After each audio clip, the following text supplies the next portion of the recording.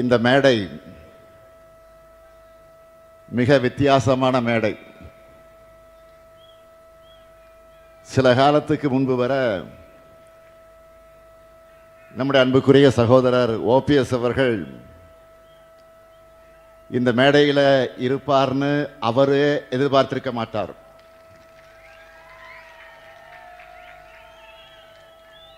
ஆனால்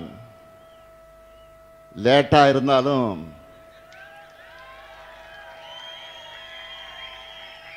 மக்கள் திலகம் எம்ஜிஆர் இருந்த தாய் கழகமான திராவிட முன்னேற்ற கழகத்திற்குத்தான் திரும்பி இருக்கிறார்.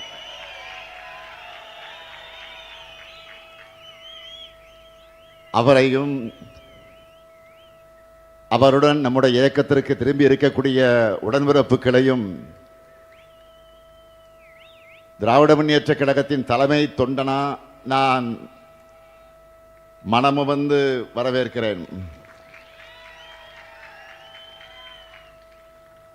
மக்கள் திலகம் எம்ஜிஆருக்கு நீங்கள் மட்டுமல்ல, நானும் ரசிகன்தான்.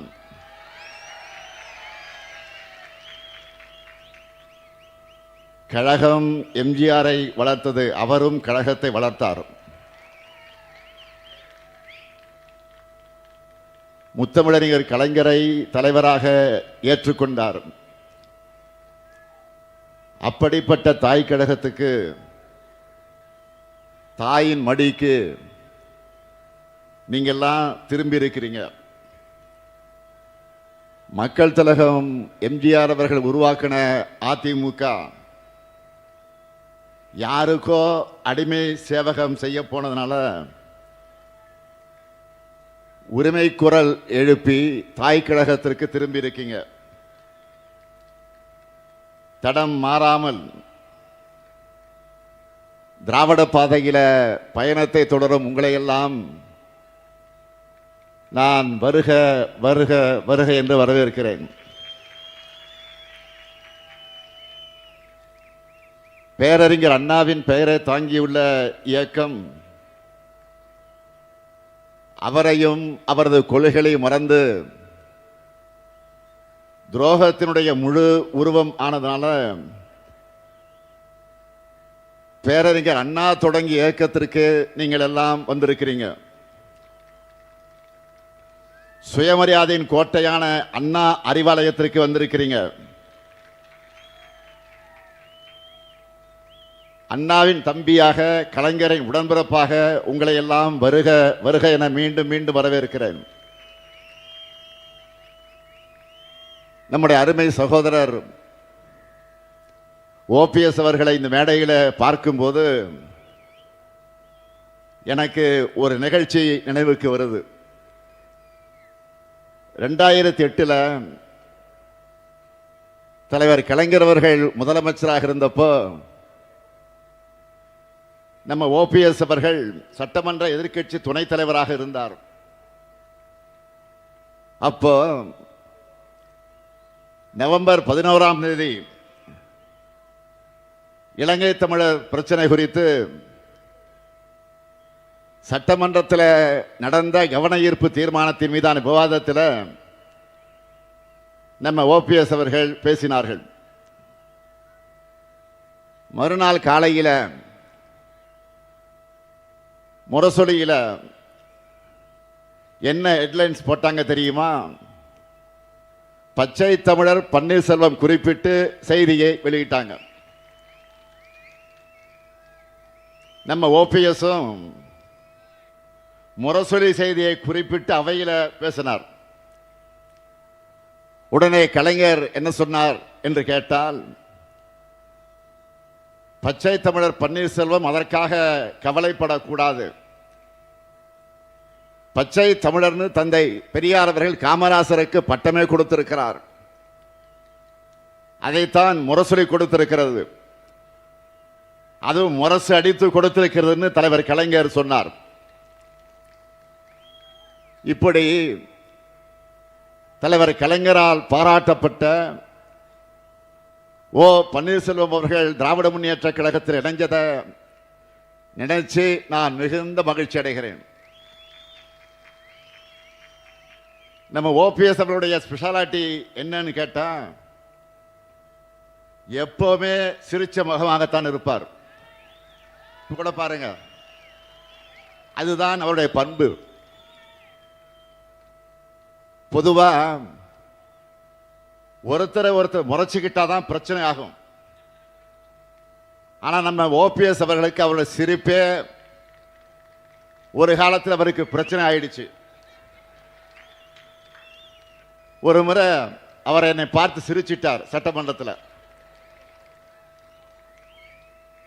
உடனே ஸ்டாலினை பார்த்து ஓபிஎஸ் சிரிச்சிட்டார்னு ஏதோ 2 நாட்டுக்குள்ள போர் வந்த மாதிரி பிரச்சனை ஆக்கிட்டாங்க. அரசியல்ல 1000 விமர்சனங்கள் இருக்கலாம். ஆனா சட்டமன்றத்திலையும் பொதுவெளியிலையும் ஒருத்தரை ஒருத்தர் சந்திக்கும் போது நலம் விசாரிக்கிறது அரசியல் மாண்பு, அதுதான் பண்பாடு. அப்படித்தான் அப்ப முதலமைச்சராக இருந்த சகோதரர் ஓபிஎஸ் அவர்களை பார்த்து மரியாதைக்காக வணக்கம் வச்சன். அவரும் சிரிச்சார். உடனே இதை குற்றச்சாட்டா ஆக்கிட்டாங்க. ஆனா யார் என்ன சொன்னாலும் தன்னுடைய பண்பை மாத்திக்காம அமைதியோடவும் அன்போடவும் அதே சிரித்த முகத்தோடு இன்றைக்கும் இருக்கிறார் நம்ம ஓபிஎஸ் அவர்கள். அமைதியும் புன்னகை மட்டுமல்ல, ஓபிஎஸ் சொன்னா ஞாபகத்துக்கு வரக்கூடிய ஒரே சொல் விசுவாசம். மறைந்த அம்மையார் ஜெயலலிதா அவர்கள்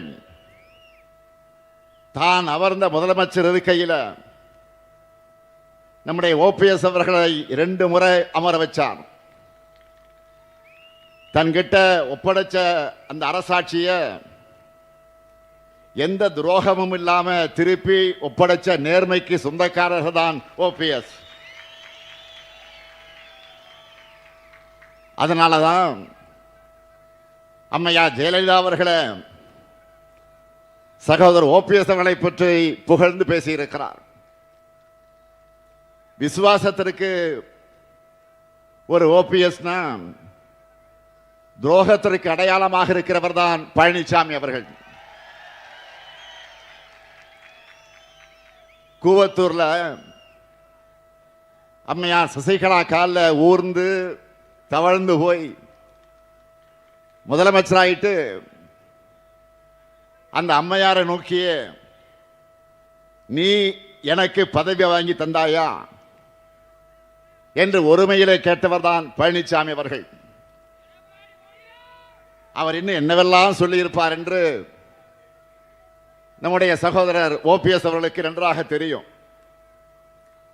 பழனிசாமி அவர்களை பொறுத்த வரைக்கும் தன்னை காப்பாற்றிக் கொள்ள எது வேண்டுமானாலும் செய்வார். அவருடைய உச்சக்கட்ட துரோகம் என்ன தெரியுமா? தன்னை காப்பாற்றிக்க மக்கள் திலக எம்ஜிஆர் உருவாக்கிய அம்மையார் ஜெயலலிதா அவர்களால் வளர்க்கப்பட்டிருக்கக்கூடிய இயக்கத்தையே இன்னைக்கு அடமானம் வச்சிருக்கிறார் பழனிசாமி. பழனிசாமி என்ன நினைக்கிறார்னா, பாஜக தனக்கு நல்லது செய்யும்னு நினைக்கிறார். உண்மையிலேயே பாஜக யாருக்கும் நல்லது செய்யாது. இன்றைக்கு கூட நீங்க செய்திகள்ல பார்த்திருப்பீங்க. நாளைக்கு மகளிர் தினத்தை அடிப்படையாக வச்சு இன்னைக்கு சிலிண்டர் விலைய 60 ரூபாய் உயர்த்தி மகளிருக்கு பரிசு கொடுத்திருக்கிறாங்க. கடந்த 2024ஆம் ஆண்டு 100 ரூபாய் குறைச்சது தேர்தலுக்கான பம்மாத்துன்னு நிரூபிச்சிருக்கிறார் பிரதமர் மோடி அவர்கள். 2024 கோடிக்கணக்கான குடும்பங்களோட நிதி சுமையை குறைக்கிறோம்னு 100 ரூபாய் குறைக்கிறோம்னு சொன்னவர் இன்னைக்கு எதுக்கு சுமையை ஏற்றி இருக்கிறார்? வார்த்தைக்கு வார்த்தை நாரி சக்தின்னு சொன்னவங்களுக்கு இன்னைக்கு அந்த பெண் சக்தி கண்ணுக்கு தெரியலையா? பெண்களுக்கு அதிகாரம் அளிக்கிறதா சொல்லிட்டு வாக்கு திரட்டு மாதிரி அவங்களுடைய பணத்தையும் பறிக்கிறது நியாயமா? 2024 பெண்களுடைய நல்வாழ்வுக்கு காமிச்ச போலி அக்கறை 2026 எங்க போச்சு? பாஜகவை பொறுத்த வரைக்கும் மக்களுக்கு நல்லது செய்ய விட மாட்டாங்க. இதை உணர்ந்ததால தான் எலெக்ஷனை காரணம் காட்டி மகளிர் உரிமை தொகையை முடக்க நினைச்ச சதியை முறியடிச்சு 3 மாதங்களுக்கான உரிமை தொகையை முன்பணமாகவும் 2000 ரூபாயை கோடைக்கால சிறப்பு நிதியாகவும் சேர்த்து 1,31,00,000 மகளிருக்கு 5,000 ரூபாய் வழங்கியிருக்கிறோம். அது மட்டுமல்ல, திராவிட மாடல் 2.0 கலைஞர் மகளிர் உரிமை தொகையை 2,000 ரூபாயாக உயர்த்துவோம்னு அறிவிச்சிருக்கிறோம். மக்களுக்காக பார்த்து பார்த்து திட்டங்களை தீட்டி நன்மைகளை செஞ்சு மக்களுக்கு கொடுத்தா அதுதான் திமுக. மக்களை பற்றி கவலைப்படாம மக்கள் கிட்ட இருந்து எல்லாத்தையும் பறிச்சா அது பாஜக. இப்படி யாருக்குமே நன்மை செய்யாத பாஜகவா அதிமுகவுக்கு நன்மை செய்ய போகுது? அதிமுகவுடைய ரத்தத்தை தான் உறிஞ்சி எடுக்கும். அதுதான் நடக்க போகுது. இதுல பழனிசாமிக்கு ஏதாவது டவுட் இருந்தா இதுக்காவது அவர் கொஞ்சம் தலையை தூக்கி பீகார்ல நடக்கிறத பார்க்கணும். 10 முறை முதலமைச்சராக இருந்த மாண்புமிகு நிதிஷ்குமார பாஜக பந்தாடிச்சு. பீகார்ல நிதிஷ்குமார் அவருடைய ஐக்கிய ஜனதாதள தலைமையில் நடக்கிற என்டிஏ ஆட்சியில் ஐக்கிய ஜனதாதளத்தினுடைய தலைவர் நிதிஷ்குமார் பொறுப்பை, முதலமைச்சர் பொறுப்பை ராஜினாமா செஞ்சுட்டு இன்றைக்கு மாநிலங்களவை எம்பியாக போகிறார். இத்தனைக்கும் கடந்த நவம்பர் மாதம் தான் சட்டமன்ற தேர்தல் முடிஞ்சு நிதிஷ்குமார் சிஎம் ஆனார், முதலமைச்சரானார்.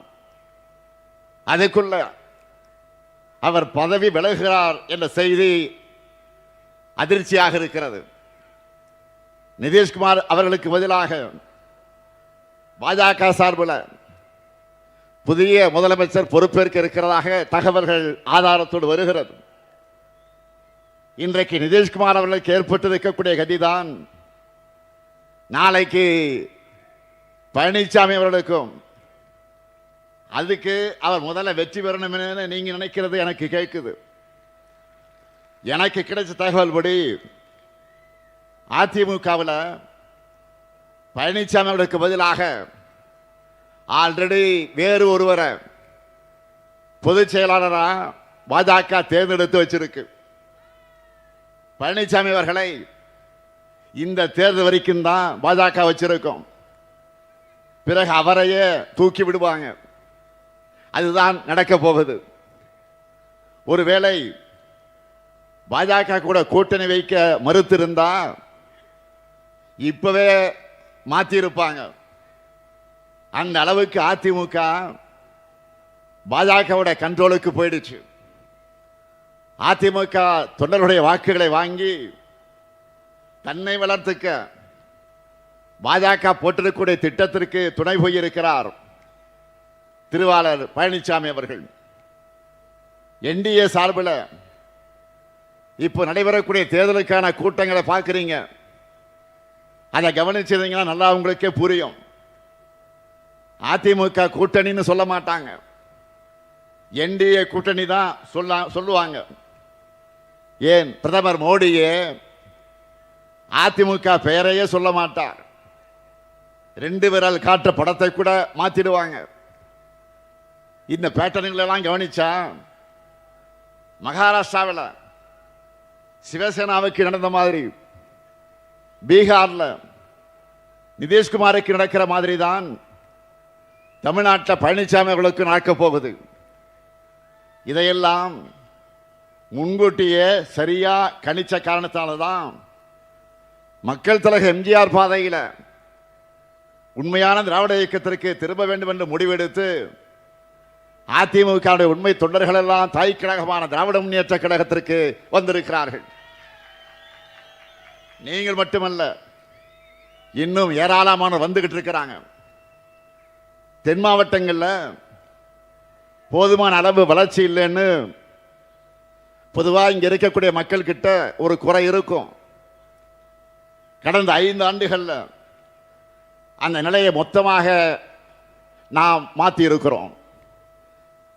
இன்னைக்கு கூட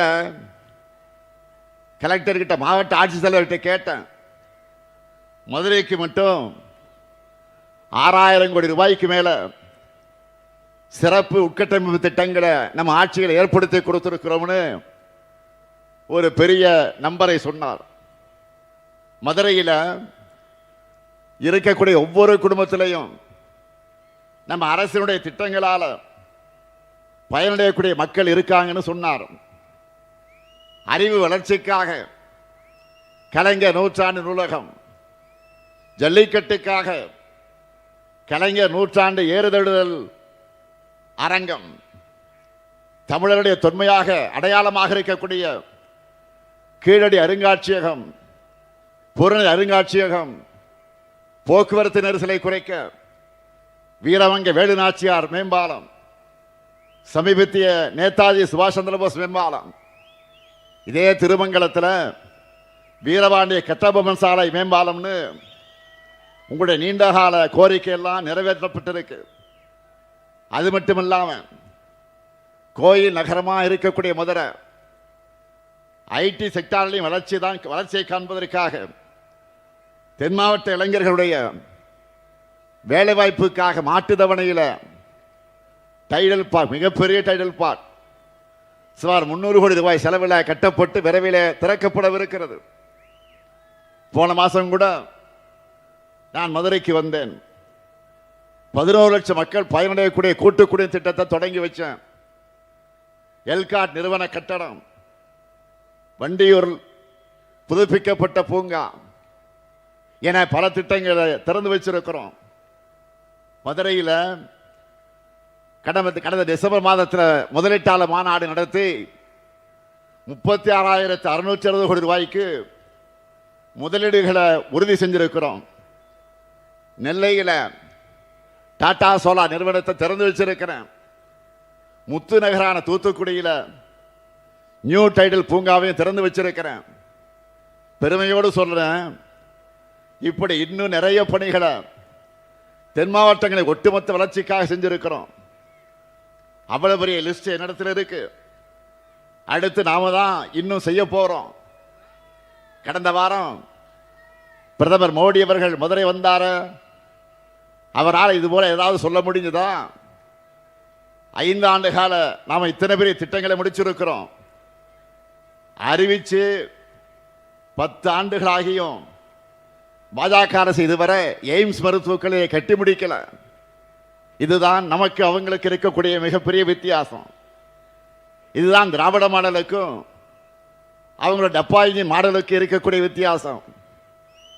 எய்ம்ஸ் கட்ட தாமதம் மட்டுமல்ல, இதே மதுரையில் மெட்ரோ ரயிலும் வரவிடாம தடுக்கிற ஆட்சியா ஒன்றிய பாஜக அரசு இருக்கு. இப்படி எந்த சாதனையும் செய்யாம இருக்கிற காரணத்தால தான் திமுக கூட்டணியில் ஏதாவது குழப்பம் ஏற்படாதா, அதில் குளிர் காயலாமான இவங்க ஏங்கிக்கிட்டு இருந்தாங்க. நம்முடைய கொள்கை கூட்டணி அதற்கு இடம் கொடுக்காம தொடர்ந்து 4வது பொதுத் தேர்தலை சந்திக்க தயாராகிடுச்சு.